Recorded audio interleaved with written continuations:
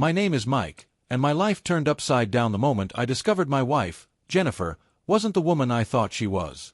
We've been married for 10 years, and I truly believed we were a team.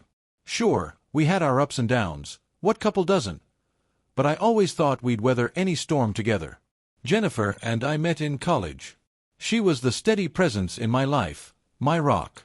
Through job changes, financial struggles, and the ups and downs of building a life together, she was always there.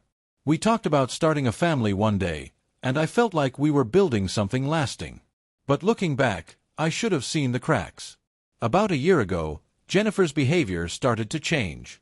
At first, it seemed innocent enough, just a few late nights at work. She'd always had a demanding job, but suddenly, she was coming home later and later, with vague excuses about deadlines and meetings. Then came the secrecy with her phone. She'd get messages and laugh, but the moment I walked by, she'd hide the screen. When I asked her about it, she brushed me off with a practiced smile, calling me paranoid and blaming my insecurities. I tried to trust her. I told myself I was imagining things, that I was being unfair to the woman who had been by my side for so long. But the signs were there. Jennifer stopped being affectionate. She avoided spending time with me, always finding excuses to be busy or tired. Conversations became stilted, her words laced with irritation whenever I asked if something was wrong. I tried to open up to her, to talk about what I was feeling, but every attempt ended with her turning the blame on me. "Why can't you trust me?" she'd ask. "You're suffocating me." I began to doubt myself, wondering if I really was the problem. But deep down, my gut told me otherwise. Something wasn't right. And as much as I wanted to believe in the woman I'd married, I couldn't shake the feeling that I was missing something big. One night, after months of unease, I reached my breaking point. While Jennifer was asleep, I grabbed her phone from the nightstand. My hands were shaking as I unlocked it, knowing full well that what I was doing was a breach of trust.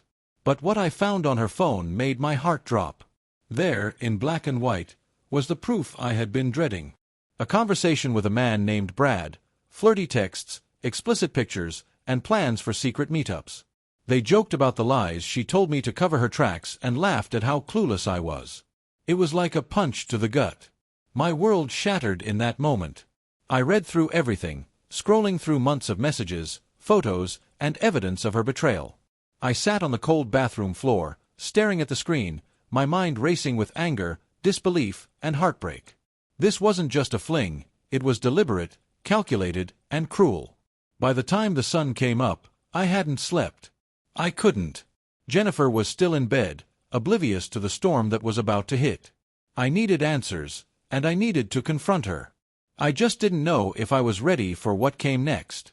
The morning after I discovered Jennifer's affair, I felt like I was living someone else's life. The betrayal was raw, and my emotions swung wildly between heartbreak, anger, and disbelief. I had spent the entire night replaying every sign I'd ignored, every lie Jennifer had told, and every moment I doubted myself because of her deflections. I knew I couldn't keep pretending everything was fine. I had to confront her. As Jennifer moved through her usual morning routine, acting like nothing had changed, I watched her closely. Her carefree demeanor only fueled my anger. She was laughing at messages on her phone, probably from him, while I sat there trying to keep my emotions in check. I chose my moment carefully. Before she left for work, I stopped her and told her we needed to talk. The confrontation was explosive, tense, and devastating. I revealed that I had gone through her phone and knew everything about her affair with Brad. At first, she froze, caught off guard by my accusation. But then she admitted it, calmly, almost indifferently, that she had been seeing him for months. Her demeanor was cold, detached, and unapologetic. She dismissed my pain, blaming the affair on her unhappiness and claiming that our marriage had been failing for a long time. Hearing her rationalize her betrayal was like a knife to the heart. I had given her everything, my love, my trust, a decade of my life, and she acted as if it meant nothing. She accused me of being too focused on work, too distant, as if her decision to cheat was somehow my fault. What hurt even more was her lack of remorse. Jennifer didn't seem to care about the devastation she had caused or the fact that she had completely blindsided me. Instead, she told me to leave. She wanted a divorce and demanded that I pack my things and move out of the house. I was stunned. The audacity of her actions was almost unbearable. Jennifer had betrayed me in the worst possible way, yet she acted as if she were the victim. Her coldness and complete disregard for my feelings left me speechless. With no energy left to fight, I resigned myself to her demand. I spent the rest of the day packing my belongings, my emotions spiraling as I moved through the house. Every item I touched, clothes, books, photographs, reminded me of the life we had built together, a life that now felt like a lie. By the time evening came, I couldn't stay in that house any longer. I left a brief note for Jennifer on the kitchen counter. "I'm leaving. I hope you're happy with your decision." Then I walked out the door, carrying my bags and leaving behind a decade of memories. I checked into a small, dingy motel that night, unable to think about anything other than the betrayal. I lay awake on the stiff mattress, staring at the ceiling and trying to understand how everything had fallen apart so quickly. Jennifer had been my partner, my rock, the person I thought I could trust above all else. Now, she was a stranger, cold, manipulative, and cruel. The more I thought about it, the angrier I became. Jennifer's betrayal wasn't just an emotional wound, it was a complete dismantling of my life. I had worked hard to provide for us, to build a future together, and she had thrown it all away. Worse, she showed no remorse and acted like I was the one who needed to leave. That's when a new thought crept into my mind. Why should I be the one to suffer? Jennifer had betrayed me, destroyed our marriage, and kicked me out of the house. She didn't deserve to come out of this unscathed. The next morning, I made a decision. Jennifer had always trusted me to handle our finances, and I knew every detail about our joint accounts. Using that knowledge, I transferred every penny from our shared savings and checking accounts into my personal account. It was impulsive, maybe even unethical, but in that moment, it felt like the only way to regain some control over a life that had spiraled completely out of my hands. With the money secured, I packed my bags again and left town. I changed my phone number, moved to a new state, and started fresh. Jennifer had wanted to erase me from her life, and now I was erasing myself, but on my own terms. It wasn't a clean escape.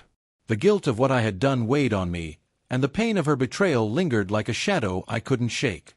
But I had taken the first step toward reclaiming my life, even if it meant leaving everything behind. Disappearing felt like the only option. Jennifer had destroyed everything we built together, and taking the money was the only way I could regain a sense of power in a situation where I'd been left with none. I moved to another state, found a modest apartment under a fake name, and started a new chapter of my life. But the pain didn't go away. The first few weeks were a blur of survival. I focused on setting up a routine, finding odd jobs to keep busy, avoiding unnecessary connections, and staying off the radar. The money I had taken wasn't unlimited, and I needed to stretch it while keeping a low profile. I told myself it was the clean break I needed, but deep down, I was haunted by the unresolved anger and betrayal.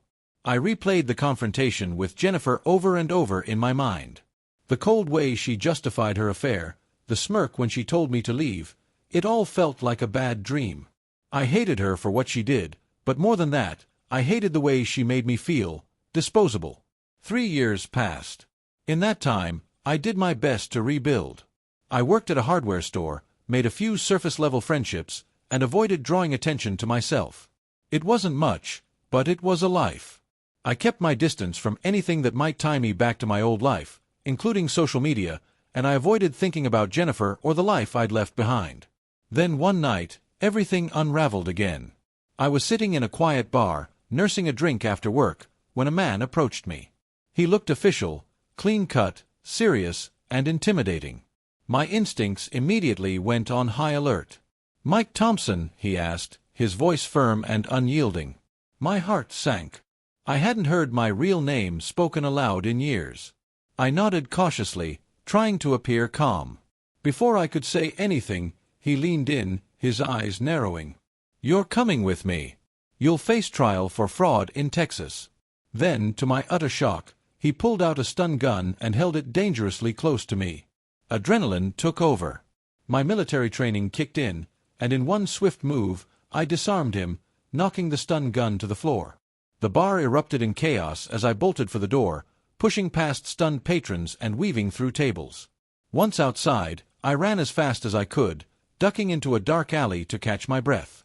My heart was pounding, and my mind raced with panic. How had Jennifer tracked me down?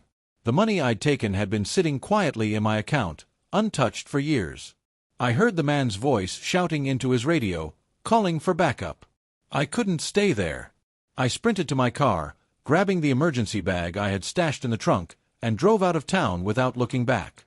Hours later, I arrived at a remote cabin I had rented months ago under a fake name. It was my contingency plan, a place to disappear to if my past ever caught up with me. Locking the door behind me, I tried to process what had just happened. Jennifer had to be behind this. I imagined her gloating as she set the wheels in motion to come after me. I wasn't just the husband she betrayed anymore. I was the one who had taken the money, the one who had the last word. I stayed in the cabin for days, planning my next move. I couldn't run forever, but I couldn't go back and face the fraud charges either. I was stuck, trapped between my desire for justice and the reality of what I had done. That's when I remembered Jack. Jack was an old military buddy, someone I hadn't spoken to in years but who had always been resourceful and well-connected. I dug through my emergency bag and found his business card, then called him. Jack answered after a few rings, his voice cautious but familiar. "Mike, is that you?" "Yeah, it's me," I said, trying to keep my voice steady. "I need your help." Jack didn't ask questions. He told me to meet him at a small office building the next day. When I arrived, Jack was waiting with a lawyer he trusted, a sharp, no-nonsense woman named Sarah. We spent hours going over my situation. Sarah listened carefully as I explained everything, from Jennifer's betrayal to the money I'd taken. She didn't sugarcoat the truth. I was in deep trouble. But she also had a plan. Sarah suggested negotiating with Jennifer's legal team. If I returned a significant portion of the money, Jennifer might drop the charges, allowing us to settle the matter privately. It wasn't the outcome I wanted. I hated the thought of Jennifer getting her way, but it was better than spending years behind bars. The negotiations were tense. Jennifer's lawyer was ruthless, pushing for nearly all the money to be returned and threatening to escalate the charges if I didn't comply. I swallowed my pride and agreed to a settlement. I returned a large portion of the money, signed the divorce papers, and walked away with my freedom, but little else. Jennifer had won in her own way. She got the money, the house, and the last laugh. But for the first time in years, I felt like I could finally move forward. After finalizing the settlement, I felt a mix of relief and emptiness. The nightmare was finally over. No more threats of fraud charges, no more legal battles, but the cost had been steep. Jennifer got most of the money, the house, and a clean slate, while I was left to rebuild from nothing. But what she couldn't take from me was the chance to start fresh. I moved to a quiet, unremarkable town where nobody knew me. It wasn't glamorous, but it was peaceful, and I needed that. I rented a modest apartment, found a job at a local hardware store, and focused on rebuilding one small step at a time. My new life was simple, but it gave me the time and space to process everything I'd been through. At first, the loneliness was crushing. The betrayal, the loss, and the guilt weighed on me like a heavy burden. I couldn't shake the memories of Jennifer's coldness during our final confrontation or the feeling of being completely disposable to someone I had loved so deeply. But I refused to let those thoughts define me. I started seeing a therapist, a step I wish I'd taken sooner. The sessions were hard at first, forcing me to confront not just Jennifer's betrayal but also my own shortcomings. I'd worked so hard to provide for us during our marriage that I'd neglected the emotional connection we once had. That didn't excuse Jennifer's actions, but it made me realize that a healthy relationship requires effort from both sides. Therapy became a turning point. It helped me let go of the anger and bitterness that had been consuming me. Forgiving Jennifer wasn't about excusing her betrayal, it was about freeing myself from the grip of the past. I also began to forgive myself. I'd made mistakes, both during my marriage and in the chaotic aftermath, but I was determined to learn from them and become a better version of myself. As I healed, I started exploring the things that brought me joy. Hiking became my refuge, offering a sense of peace and clarity I hadn't felt in years. The mountains gave me time to reflect and reconnect with myself. I joined a local book club, met new people, and slowly rebuilt a social life. Each small step felt like progress. One day, while hiking, I met Emily. She was vibrant, kind, and grounded in a way that drew me in immediately. We started hiking together, and over time, our friendship blossomed into something more. Emily was nothing like Jennifer. She was honest, supportive, and compassionate. From the start, I told her about my past, the betrayal, the mistakes, and the mess I'd made of my life. Instead of judging me, she listened and encouraged me to keep growing. Our relationship felt different from the start. It was built on trust and mutual respect, and for the first time in a long time, I felt truly seen and valued. Emily showed me that love doesn't have to be manipulative or conditional. It can be kind, patient, and healing. Looking back, it's hard to believe how far I've come since that fateful night when I discovered Jennifer's affair. At the time, it felt like my world had ended. But now, standing on the other side of it, I realized that the pain and betrayal were the catalyst for a transformation I desperately needed. I've learned that betrayal doesn't define you. It's how you respond to it that shapes your future. Rebuilding my life wasn't easy, but it taught me resilience, self-worth, and the importance of setting boundaries. Jennifer's actions broke me, but they didn't destroy me. I came out of the experience stronger, wiser, and more attuned to what I need and deserve in a relationship. My journey wasn't about revenge or proving a point. It was about finding myself again and building a life I could be proud of. If there's one thing I've learned, it's this: no matter how dark things get, there's always a way forward. It may not be easy, and it may not look the way you imagined, but it's there. For anyone going through betrayal or heartbreak, know this: you are stronger than you think. The pain won't last forever, and one day, you'll look back and see how far you've come. Take it one day at a time, surround yourself with people who lift you up, and don't be afraid to seek help. I don't know what the future holds, but for the first time in years, I'm hopeful.